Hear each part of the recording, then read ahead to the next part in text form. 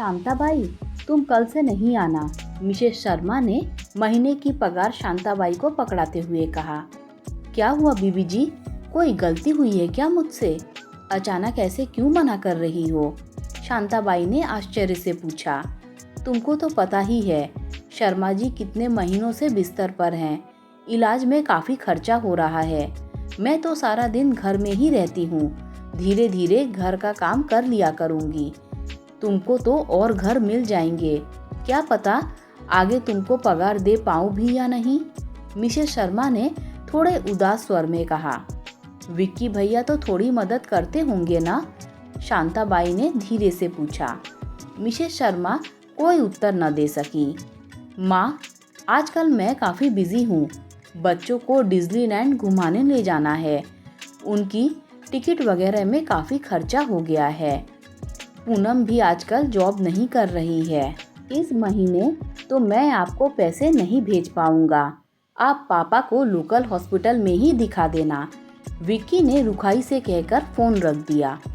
Mrs Sharma सोचती रह गई कि क्या ये वही विक्की है जिसके ज़रा सा बीमार होते ही उसके पापा उसको सबसे बढ़िया हॉस्पिटल में लेकर भागते थे, जिसे अमेरिका भेजने के लिए उन्होंने अपना सारा प्रोविडेंट फंड भी खत्म कर दिया था, ये सोचकर कि बेटा लायक बनकर सारी कमी पूरी कर देगा।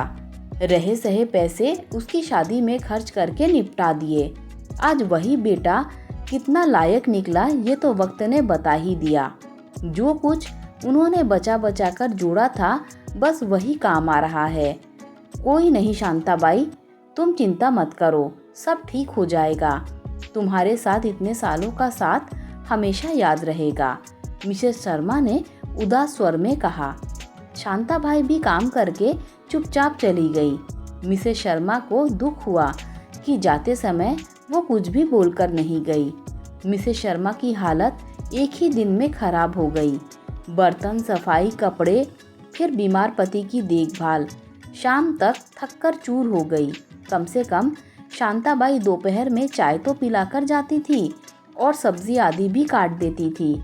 मेरा काम हल्का हो जाता था। अब उसको किस मुंह से वापस बुलाऊं? अभी भी सबसे कम पैसे लेती थी मुझसे, जबकि आजकल नई नई काम वालियां तो मुंह मांगे पैसे मांगती हैं। अब मेरी भी तो उम्र बढ़ रही है। मिसेस शर्मा ने गहरी सांस ली और फिर से काम में जुट गई। रात तक आधा अधूरा काम करके सो गई। सुबह उठी तो बदन में बहुत दर्द था। धीरे धीरे उठी और अपने पति की ओर देखा तो वो सो रहे थे। रात भर उनको भी नींद नहीं आती थी। मिसेस शर्मा को तरस आया उन पर और अपने निष्ठुर बेटे पर क्रोध भी। कितनी बेरुखी से उसने मना कर दिया था। कम से कम मान रखने के लिए तो कह देता। वो उठी और चाय बनाने चली गई। सिंक में रात के बर्तन देखकर खीज भी हुई और क्षोभ भी कि अब तो ये काम उसे खुद ही करना है। उन्हें शांताबाई की याद आई। अब तक तो उसे काम मिल गया होगा, बड़ी मेहनती औरत है। सोचते हुए चाय बना ही रही थी कि दरवाजे की बेल बजी। मिसेस शर्मा ने दरवाज़ा खोला तो सामने शांताबाई खड़ी थी। अरे शांताबाई, तुम? सब ठीक है ना? मिसेस शर्मा ने आश्चर्य से पूछा। आप भले ही मुझे नौकरी से हटा दो, पर मैं अपना काम छोड़ने वाली नहीं हूँ। ये कहती हुई शांताबाई अंदर आ गई और रसोई में जाकर खड़ी हो गई। मिसेस शर्मा उसके पीछे पीछे अंदर आकर बोली, चाय पियोगी? शांताबाई बोली, मैं बनाऊंगी चाय हम दोनों के लिए। फिर अपने थैले से एक बड़ा सा कपड़े का लिफाफा निकाला और मिसेस शर्मा को देते हुए बोली, इसे रख लो, पूरे 3 लाख रुपए हैं। मिसेस शर्मा ने हैरानी से पूछा, इतने रुपए मुझे क्यों दे रही हो और ये तुम्हारे पास कहाँ से आए? ये मेरी जीवन भर की जमा पूंजी है बीबी जी, जो बैंक में जमा करके रखी हुई थी। कल वही निकालने गई थी। मेरे तो कोई नहीं है आगे पीछे, आपके काम आ जाएंगे। आपको अभी ज़रूरत है इनकी। मिसेस शर्मा ने मना करते हुए कहा, आगे तुमको भी तो ज़रूरत पड़ सकती है। ये तुम्हारे रुपए हैं, तुम्हारे बुढ़ापे में काम आएंगे। बीबी जी, जब मैं बैंक जाने की हालत में ही नहीं रहूँगी तो बैंक में पड़ा रुपया मेरे किस काम का रहेगा। आज कम से कम आपके काम तो आएगा। आपसे कितने सालों का साथ है, क्या उस नाते से हमारा कोई फर्ज नहीं है आपके लिए? आप भी तो कितनी बार हमारे काम आए हो।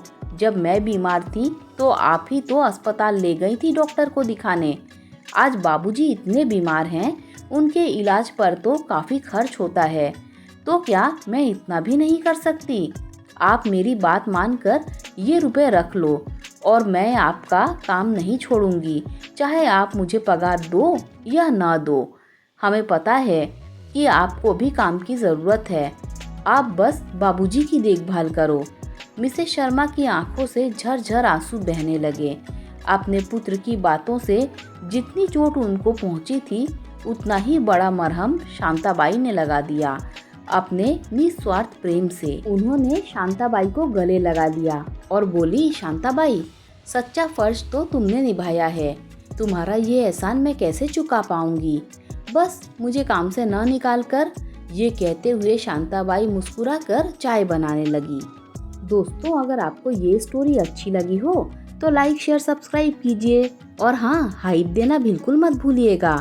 Thanks for watching this video.